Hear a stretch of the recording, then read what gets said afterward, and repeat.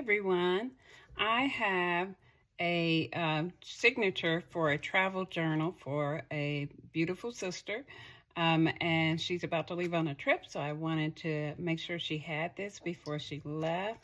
It is very junky because I don't want her to think of it as something that she wouldn't write in. I want her to really enjoy just using it. All right, so this is a piece of scrap fabric. All of these are scraps, fabric and things like that, and some ribbon. And then I haven't sewn it yet. I'm gonna try to do that on the video. And old envelopes and some tulle and doily, which makes two pockets actually. So I put a couple of printable things that she can put where she wants. And then journal pages and pockets made out of envelopes. And so she can flip that out and journal on it. And more journal pages, magazine, and a document that has some good information on it. So a tea guide, she can use this side, or she can reflect on this lesson we had years ago. And more journal spots, and same thing. This is where we're going to do the signature on this side. A couple different pages on this side, but basically all kind of junky things. Let's see here. Yep. And so I am going to attempt to do this. And the pages are all different sizes, so it really doesn't matter that much about clipping it to sew the signature in. But let's go ahead and do this. This is a makeup sponge, I think.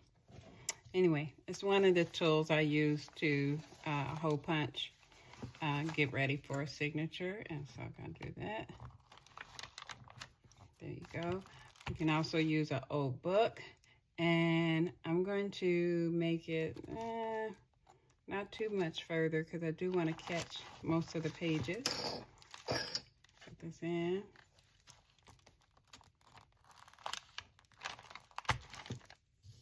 And then most all the pages are at the bottom as well. So I'm going to put it right here. You can measure if you want. I love the freedom of junk journaling. Doing it very simple. I'm going to leave that right there until I get my needle ready to put in, so that hole is as wide as it can be as soon as I put my, there we go, because I wanted to make sure it got all the way through. All right, wherever you want your string to end, whether inside or outside, that's where you start. And go through here. And of course, there we go.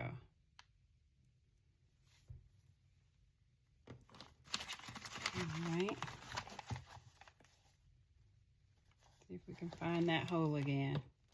Oh, we're going to use our awl to find it.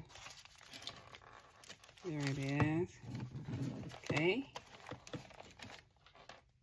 Grab my needle again. Usually I leave the string attached to the spool, and then I cut it when I know how much I'm going to use. But I kind of knew how much I wanted, so I went ahead and did this. Didn't do that. All right. Let that come in like that. Go back out this way.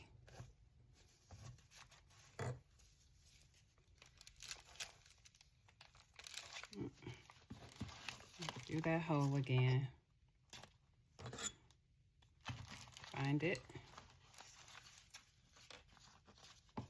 Okay, now I found it. Make it a little bigger. Get my needle ready.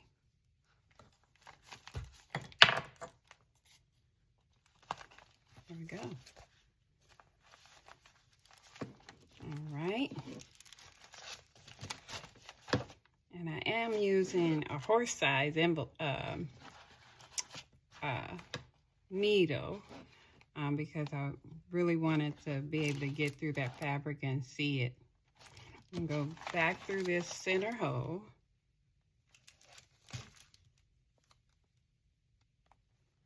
I'm gonna have to do that again with the awl.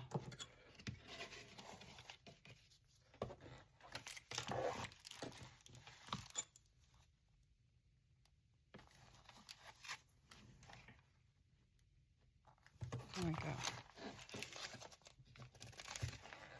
All right, got that. You ready? I'm gonna put it through the ribbon first. That might help. Just go through the ribbon and then go through the fabric. That made a little more sense. Okay.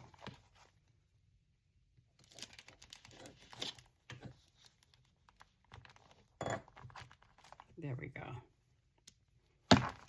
All right. You want to go on either side. There we go. I did split the thread, but since the thread is not that long, I can grab it and unsplit it. There we go. Then go ahead and tie it off. Sometimes I leave this like it's going to be a bookmark. I might do that. All right. So there we have it, all sewn together. I'm going to tie it off. I'm gonna put something on the back. Like I said, this was a scrap piece of fabric. Let's see, maybe I'll put that on there. I might do that. That way it has a tuck, another tuck spot for her. Might do that. Well, I hope you enjoyed. Thank you.